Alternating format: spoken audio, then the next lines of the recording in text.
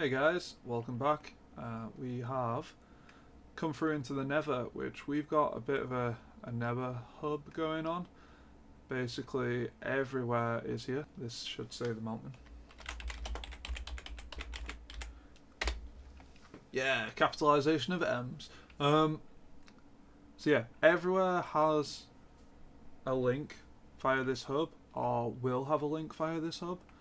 So we're just gonna head to the next destination and hopefully show you around a bit more of the world.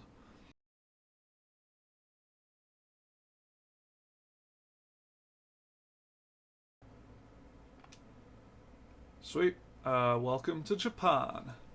Obviously, you just saw me walk through a Nether portal.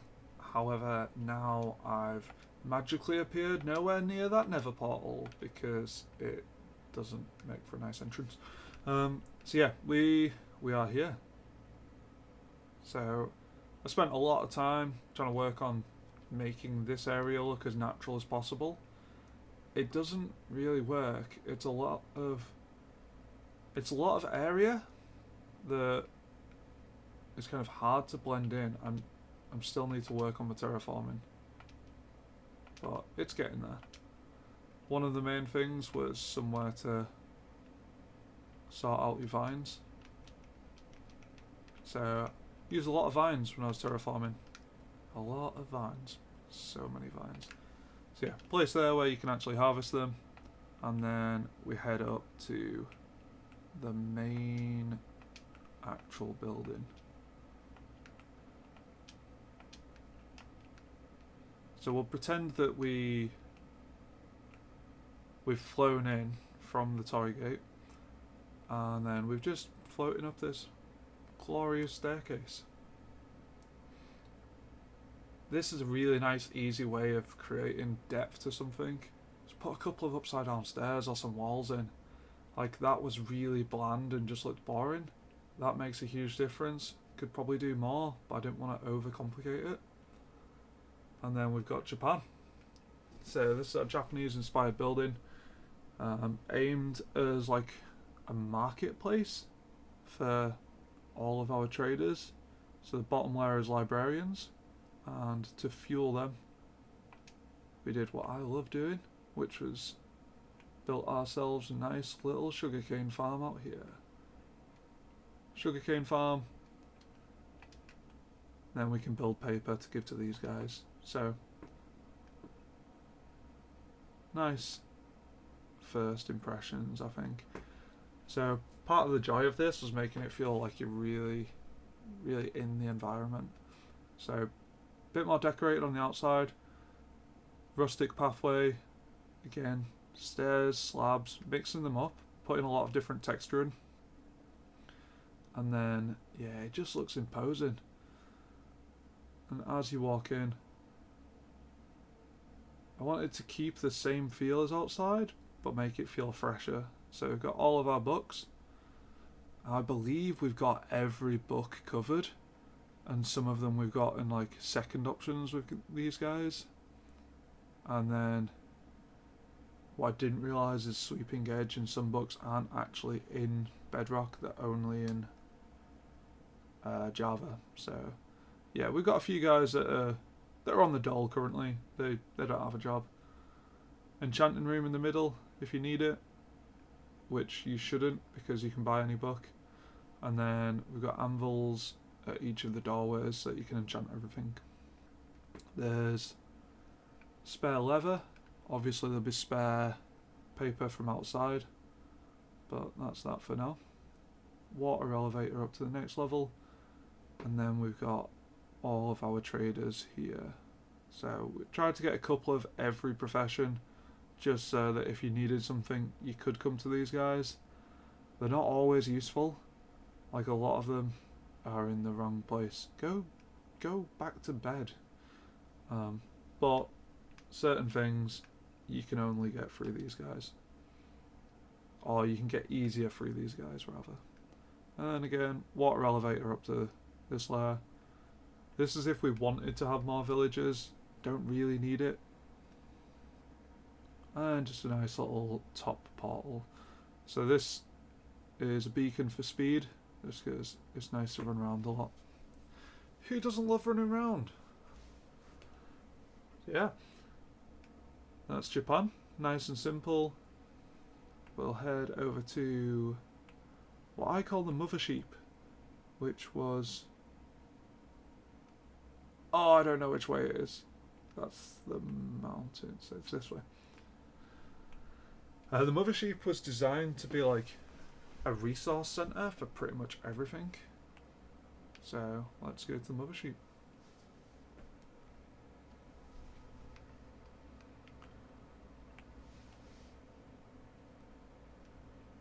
So the entrance layer is just a minecart. You throw shears in there, shears go down, Bob's your uncle.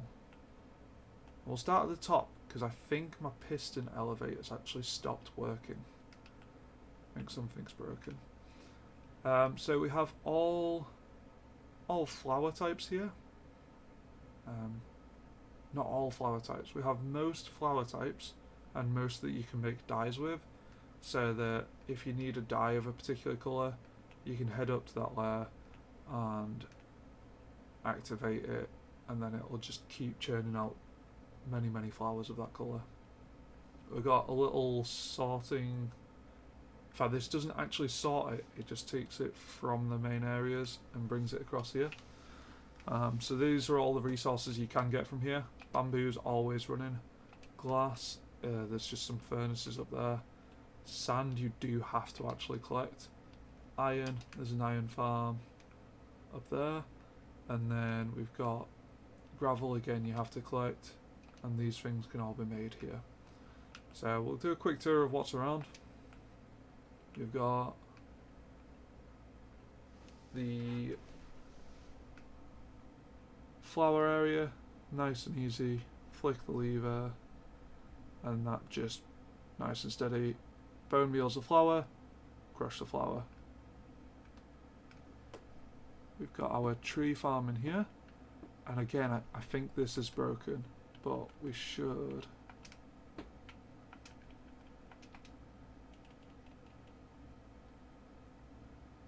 If I flick this, this should grow into a tree, and then if I put another down, yeah, cool. And it'll just keep cranking out trees.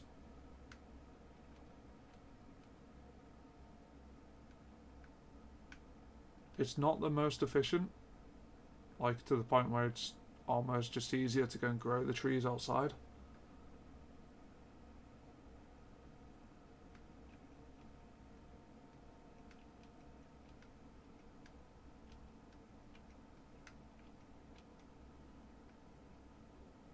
Yeah, cool. Safely call that one not functioning very well. But yeah, we'll look at fixing that in the future.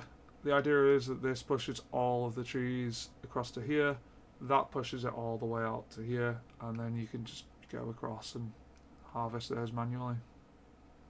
This one's nice and easy. Just a nice clay mud maker. What was? So mud goes in here. That fires the piston. Piston pushes it over a sheet of dripstone, and then it turns into clay. And then if you really want to get it cranking, you have to stand in a decent place and not be an idiot, apparently. There we go. Sweet. And then once you're ready, you can just harvest all those. Similar kind of theory. This is to get the mud if you want the clay. So nice clay farm.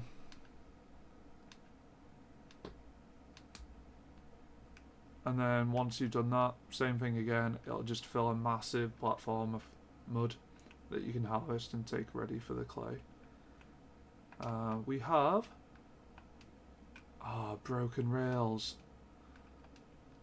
A circuit here set up to a kelp farm, a sugarcane farm, which feeds into the composters, which gives you bone meal for these two things. Then we have up here is a small iron farm. So iron golem spawn there, float down, get crushed, jobs are good in, go into the dispenser down there. And then we have the cobblestone generator. So massive cobblestone generator, which just feeds a constant belt of cobblestone. Half of it goes into a chest downstairs, half of it goes into furnaces, which are being powered by the bamboo farm, and then half of those go into another furnace, so you have stone coming from these, then you have smooth stone coming from those. So 3 different stone types, and all you have to do is put this on and run backwards and forwards, holding go on the old pickaxe, and then unless this breaks, this should. Yeah, cool, you can see it working at the back. Just feeds that conveyor belt of cobblestone. Yeah, a little bit more involved than the Japan setup. Japan was a nightmare to set up and is mainly just like a practical, you go there very rarely. This place is quite good for AFKing, just getting everything you need. So water elevator up, water elevator down, this layer can be filled. And then we go to, the reason it's called the Mothersheep, so we have 4 of each coloured wool, all with automatic shearer kind of setup. Some of them are full, some of them are very full. Now I've not had a project yet where I've needed 2 double chests worth of wool. We are currently making the oil rig, which is using a lot of wools. But yeah, every colour there, nice and easy. And then water elevator down into the base layer. So yeah, each one of these like opposing 4 pillars means that you can fly up and then just elytra to the next place. I think the surrounding area is not at all touched with this, but we've got kind of a spaceshipy, super modern vibe, funky lights for no reason. But yeah, that's what we're after with that. If you want to see more, we're going to be looking at, I don't know what's next. We'll go somewhere else in the next video.